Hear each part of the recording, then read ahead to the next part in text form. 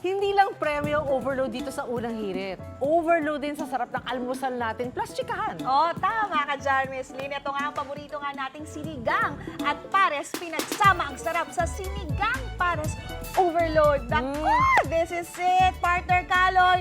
Pa-order! Damihan mo ha! Damihan mo ng kain.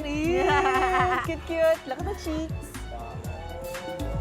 Pa-order! I got you, partner! Sinigang baka mo? Sinigang. Sa'yo, Miss Lynn. Pares naman sa'yo. Naku po, dalawa pala yung pinagpipilian natin. Well, don't you worry, dahil dito, sa pinuntahan ko sa Pasig, eh, hindi nyo kailangan mamili kahit it's Tuesday. Dahil pinagsama nga nila ang sarap ng sinigang at ng pares. At para naman explain sa atin kung bakit nga special itong sinigang pares overload, eh makakasama natin ang may-ari itong business na to. Walang iba kundi si Sir Mark Erickson Samson, a.k.a. Sir Mocking! Ayan! Good morning! Good morning po sa inyo. Good morning, Sir Kaloy. Ayan, good morning sa lahat ng nanonood ng unang hirit. Good morning, Sir morning po, Maki. good morning. I-explain nyo naman sa amin bakit special itong Opo. sinigang pares overload. Actually, itong sinigang pares overload ko, kinuha ko lang talaga yung concept ng pares. Okay. Pero yung sinigang ko, as is sinigang siya, parang The usual ulam natin. usual sinigang po. Pero parang in-enhance ko siya na medyo mas rich po yung flavor niya kumpara sa siya, ibang ano po. Pag sinaserve nyo, overload din yung itsura Yes, mukha sir. siyang Opo. pares. Opo, opo. Okay. Dahil siyempre trending yung ano pares. Oo, syempre makasabay Inadapt tayo ko sa po. uso, Yes, di ba? sir, opo. I-adapt natin. Itong sinigang recipe mo, sa'yo ba to? Yes, sir. Opo. Ayun, Sir Making's sinigang recipe. Sige, pakita na natin, i-demo natin kung paano nyo pa pine-prepare itong sinigang Opo. pares overload nyo, sir. Actually, sir, ano na po yan? Kumbaga Napakuluan yung, na? opo, kasi medyo matagal yung pakulo nito tsaka palambot eh. Actually, matagal Oo. lang paggawa ng sinigang. Alam ko Opo. yan, mami ko matagal luto Yes pag gusto po. ko ng sinigang. Yung broth pa lang po nito, kaya mas rich yung flavor nito na sa beef nga. Oho. Dahil meron tong meron tong ox feet, yung paa ng baka. Kasama sa sahog? Yes, sir. Ayun. Na pinakukuluan namin ng almost 4 hours. Yeah, kaya naman Oo. pala, iba ang lasa nito. Yes, Sige, opo. ano po ito, sir? Ito yung last touch namin dito na tamarind powder. Yung pampasim niya. Yun. Parang, tama ba? Yung tamarind powder is sinigang mix. Sinigang mix, yes. Opo. Na-mention mo yung beef, no, Sir Maki? Mm. Ilang kilong beef kada araw ang nagagamit?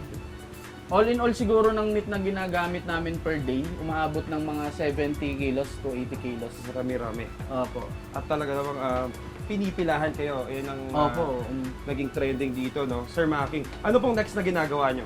Hinahalo ko Hinahalo lang nyo sir na lang? para magpantay yung lasa niya. Okay. Ang kita naman dito, mabibigyan nyo ba kami ng idea? Kita Kada dito, araw siguro. kada araw sir, siguro umaabot siya ng ano.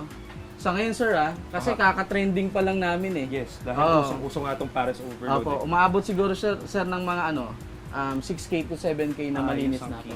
Oh, yeah, Opo, per ba? day. Yes, Eh, magkano ba ang isang order ng Paris para malaman ng ating mga Opo, ang isang order po namin, yung normal beef sinigang po is 60 pesos lang with rice na.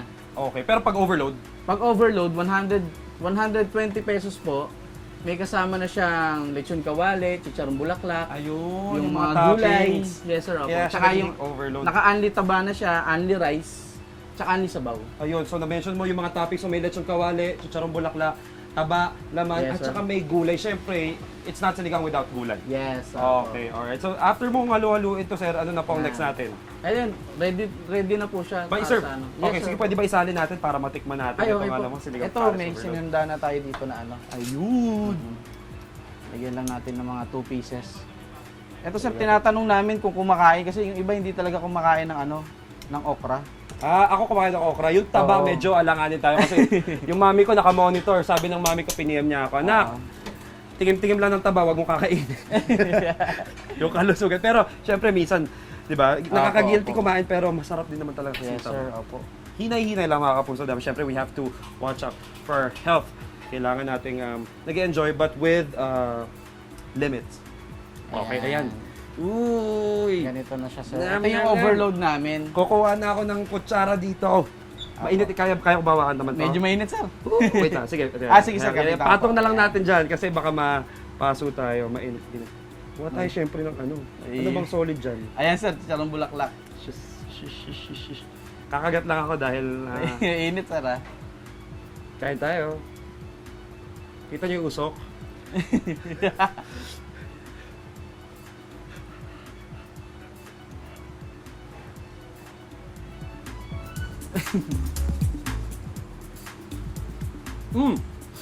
Nakakapit yung asim nung sabaw ng sinigang doon sa chicharon bulaklak, pero sumabay yung sarap doon chicharon bulaklak na topping. Gusto ko matikman pa yung ibang toppings, pero solid, Sir Maki. Masarap.